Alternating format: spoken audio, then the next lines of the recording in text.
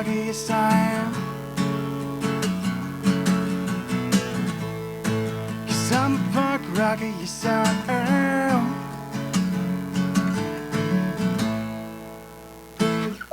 Hey everybody, welcome to Think Twice, a channel where we discuss comic books, movies, and television, and draw some of your favorite characters. I'm your host, Kevin Hart, and today we'll be talking all about Superman.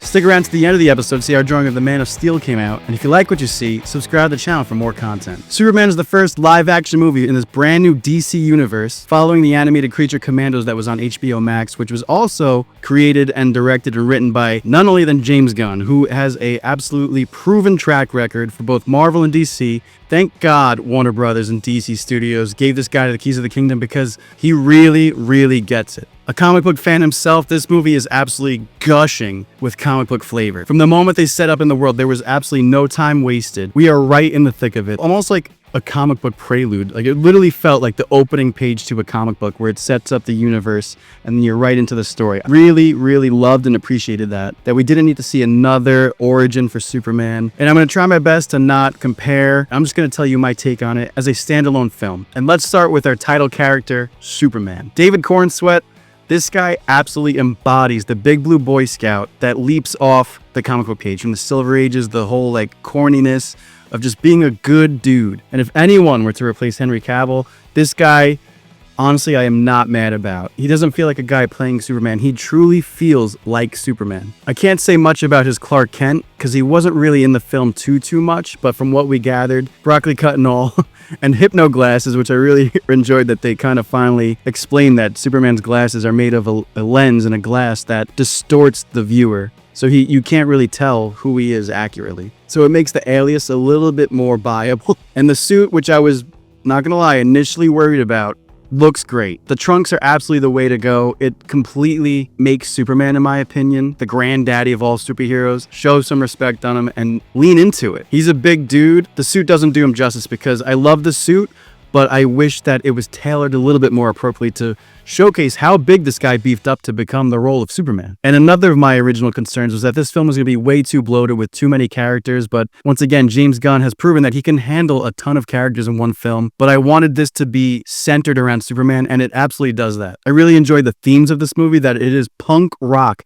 to be a good person, to be kind, to want to help people. It's not cheesy to be nice. It's what we should all be doing. I really like this interpretation of Superman, that he's bright and hopeful and optimistic. That was a message that really resonated with all of us, that kind of inspired me and made me feel how I felt when I left the theater seeing Spider-Man with Tobey Maguire or Christian Bale's Dark Knight, that I wanted to make the world a little bit of a better place in my own way. And I love the fact that he's willing to go to the lengths to save people, even a squirrel. And let's talk about his human love interest, Lois Lane. Rachel Brosnahan is perfection as Lois Lane. She looks the part, sounds the part. She has that headstrong, hardball attitude about her. And I really enjoy their chemistry together. As far as the rest of his pals at the Daily Planet, Jimmy Olsen absolutely was incredible. The fact that they made him like a pimp magnet, and like this dude is like an absolute gigolo, was hilarious. The actor looks exactly like him on the comic book page. He really was enjoyable every time he was on screen. Lex Luthor, the villain.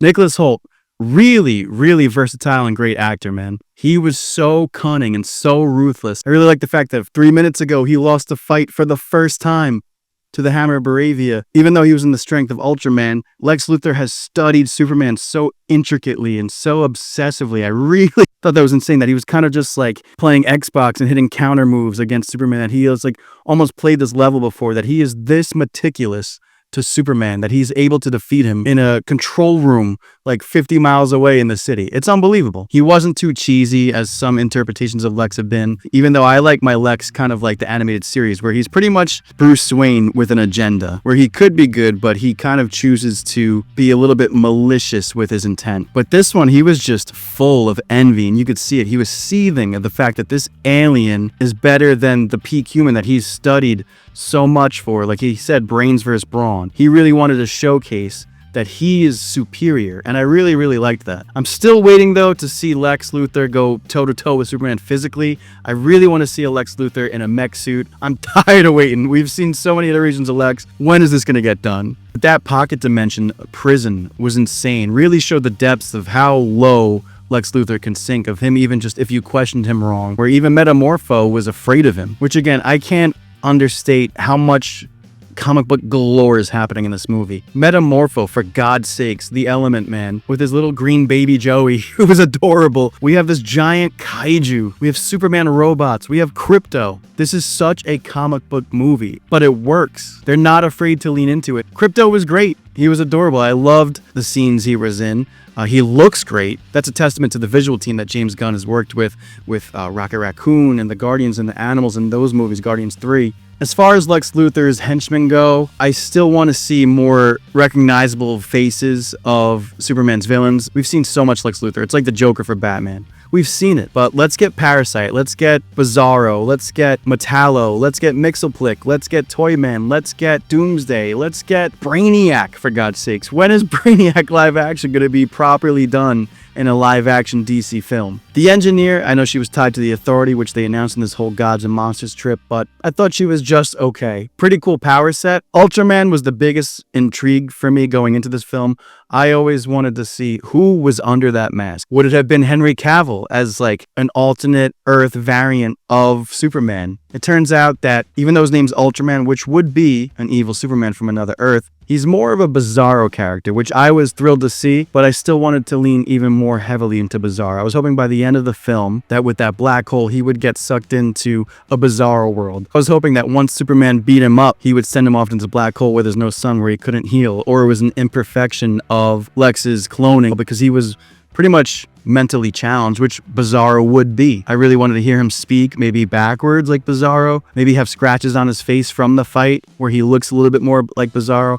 Maybe David Cornsweet's Superman, with the theme of the movie, gives him a little bit of encouragement to be your own person, to be your own hero. Kind of takes on this persona Bizarro where he's trying to help out, but he's doing it in an awful way. Again, I'm such a Bizarro freak. Love him in the animated series. I want to see a live action Bizarro done right. Moving on to the Justice Gang, I really liked them. They were in it enough where it didn't take over Superman's movie, but it showed us that, yeah, this is a broader world of superheroes. Eddie Gathegi as Mr. Terrific, I thought was, in a word, terrific. Pun absolutely intended. He was definitely jiving with Superman. I really, really liked that. That had to have been my favorite scene. I think he steals the show, to be quite honest. When he's going to find Superman's whereabouts in the pocket dimension, and he creates the T-sphere bubble around Lois, and he just absolutely kicks ass. The needle drop moment there, I was like so thrilled to see all that. I was like, this is amazing. Nathan Fillion as Guy Gardner with the bowl cut and all, comic accurate, is great. He really, really hams it up. I was very happy to see the Power Ring live action again. I think the way he used it was absolutely of his character, with the oven mitts and the middle fingers. It was very, very comedic, but it worked. I can't wait to see that show, The Green Lanterns and the Green Lantern Corps, with Hal and Jon Stewart. It's written by Damon Lindelof from Lost and Watchmen. It is absolutely one of my most anticipated DC projects. Isabella Merced as Hawkgirl. I wanted a little bit more. I really, really like her character in the Justice League animated series. She kind of leaned into this kind of like James Gunn archetype that is typical we've seen before, with this punk rock girl, with Gamora, with Supergirl even, has a quick cameo by the end of this movie. I really wanted a more stoic presence, a little bit more royal presence from Hawkgirl, but maybe because of her reincarnations, maybe she's over it, maybe she's just a little bit careless. But when she needed to be savage, she was absolutely savage, with the mace screeching, flying. I love the design of the wings and the helmet. All of their costumes looked great. I want to see them get away from the Justice Gang and Maxwell Lord corporate look a little bit more into their own individual looks. And the Justice Gang running joke was fun, but it was overused. But it really leans into the fact that, yeah, we're going to get to this part of the Justice League. And just seeing the Hall of Justice, I was like, I couldn't believe my eyes. I was like, we're already one movie into the DCU and we're seeing a Hall of Justice. It's getting like renovated. It's pretty much like their Avengers Tower. I'm pretty sure there was drawings. It looked like the JSA on the cathedral walls. It really, really showed that, oh my God, we're going into the Super Friends Justice League aspect. Even with the road sign of Gotham City, was like, he's out there, the Batman. I can't wait to see the DCU version of Batman with Robin. I'm just so amped for this bigger DC universe. There's a lot that I loved about this movie, and there's nothing that I hated about it, but I have some dislikes. I wish it was a little bit longer, maybe 10, 15 minutes, give it a little bit more room to breathe, because it is a little bit bloated. Visually, I thought the movie was fine. It's very vibrant, which I love. It's very clear. Just some of the choreography of the fight scenes I felt could be handled a little bit more creatively. The humor was throughout. It's very James Gunn, but it works for the most part. And the emotional beats, when they need to be emotional, they definitely work, because there was moments where I was inspired. There was moments where I was bordering tears. The score was great. I really liked the needle drop moments with the epic score that was John Williams' original score for Superman. But my biggest complaint from this movie, and it's a major plot point, and maybe this is why it was originally titled Superman Legacy, is the heritage aspect of it with this broken message from Jor-El. I really didn't like the angle they went with this, with the fact that Superman was basically sent here like Brightburn. What if Superman was evil? Like, come here, lord over Earth, we're weaklings, mate with the women and take over and invade. I really did not like that. I wanted Superman's parents to be both biologically from Krypton and his foster parents on Earth to just raise him as a good person, to give him a hope, to give him a better future. It has to be that simple, but they kind of made it a little bit complicated, and it was for the plot, and it makes sense in the story, but I just really didn't care for it. I didn't prefer that take on it. It just made Jor-El feel a little bit more like General Zod. I was really hoping that Lex kind of alternate with the Engineer when she was all up in there hacking it, that she kind of twisted it for this propaganda to get the world to turn against Superman. I was hoping that the message would be repaired by the Superman robots and that he would get the truth by the end. My runner-up favorite scene has got to be when they're in the pocket dimension and they're going down like a river of like pixels and Tetris cubes like to a black hole. That was so comic booky. I was like, I can't believe what I'm watching. I thoroughly enjoyed this movie. I felt the same way when I left 2021's The Suicide Squad, which again, James Gunn was able to take a property that was so devastated and turn it around completely and make it profitable, make it successful. That's how I felt leaving this theater, so I had a great time with it. I can't wait to see it again. I'm going to give this thing an 8.5 out of 10. Let us know what you think about Superman in the comments below. Anyways, that wraps up today's episode of Think Twice. If you like this video, give it a thumbs up, comment below to join the discussion, and don't forget to subscribe to the channel for more content. We'll see you next time. Peace!